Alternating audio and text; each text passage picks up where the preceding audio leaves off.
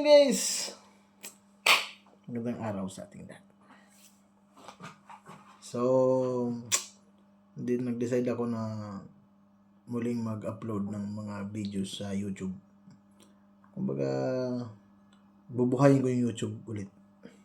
Kasi matagal ko na siyang hindi ako nakapag-upload. So, for today's video, ang pag-uusapan natin ay kung paano ako nakarating dito sa Croatia, Europe. So, kasi marami nagtatanong sa akin kung paano ako nakarating, anong ginawa ko. So, ang ginawa ko, pag-uwi ko ng Saudi, then nag-stay ko sa Pilipinas, meron naman kasi akong doon, meron naman tayong trabaho doon kahit meron mong trabaho doon.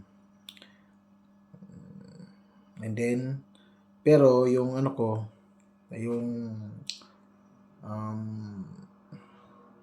yung sa apps, yung sa work abroad, lagi kong ina-update.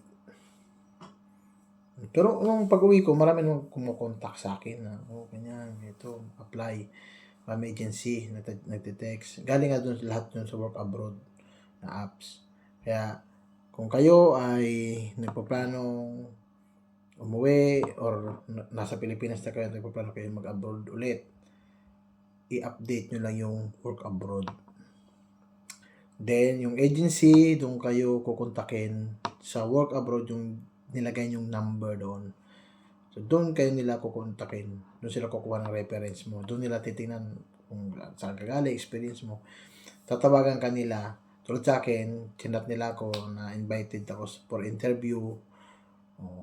Tapos, yun na. Diretso na akong nag-reply ako doon sa chat nila. Tinanong ko kung anong araw yung interview, ganyan. Hanggang na-schedule ako.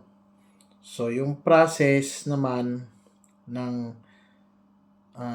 application, pag Europe, medyo lang sila sa apostille, yung NBI apostille. Medyo sila sa police. Kailangan yung NBI mo lagi updated. Ako nang pumunta ko rito, 4 or 3 tatlong apostille ang gawa ko. Halos every month kukuha ng apostille kasi ang gusto nila parang 11 months ang validity ng apostille. Kaya kuha ng apostille, ganun ang sistema. Tapos wala naman, interview na, medical. So ang medical, pag selected ka na, saka mag-medical. And then, pag nakapasa ka sa medical, sa agency ko, yung sa akin, 2 beses ako nag-medical. 2. Full medical, lahat yun. Medyo stricto sila sa TB, mga ganyan ba? Mga sa baga. Stricto sila dyan. Tapos dito naman, pagdating, stricto naman sila. Lagi nagme-medical ito about sa fatty liver. Dito kasi yun ang fatty liver. So, yung mga gustong pumunta rito, kumbaga mag-isip kayo ng marami.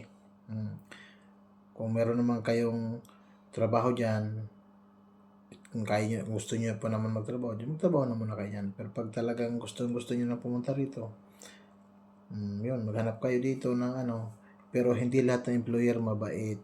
Hindi lahat ng employer maganda. Kahit saan naman, kahit sa Saudi, kahit saan, hindi lahat maganda. Minsan, maganda ngayon, mga ilang taon, hindi na.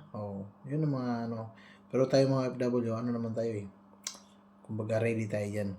Hindi na tayo natitinag sa ganyan-ganyan.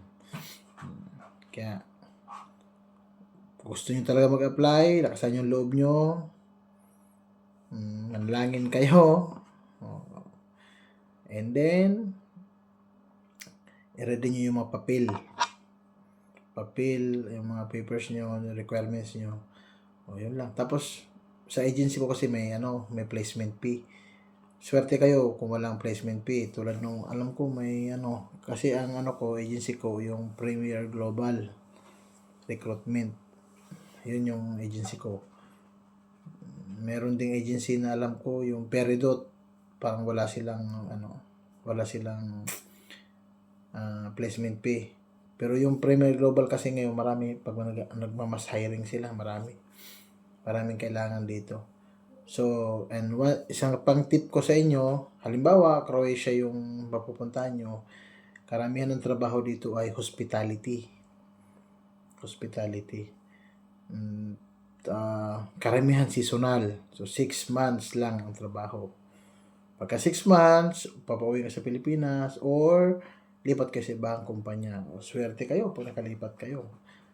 O, pag medyo naman, uwi muna kayo. O, ganun lang, sa 6 months sa hospitality. Unlike sa akin, kontrata ko is 1 year, pero extended naman. So, tingnan natin. So far, so good. So, yan lang muna for today's video. Ingat tayong lahat. Sipag lang sa pag-a-apply. Huwag mawalan ng pag-asa. Good luck.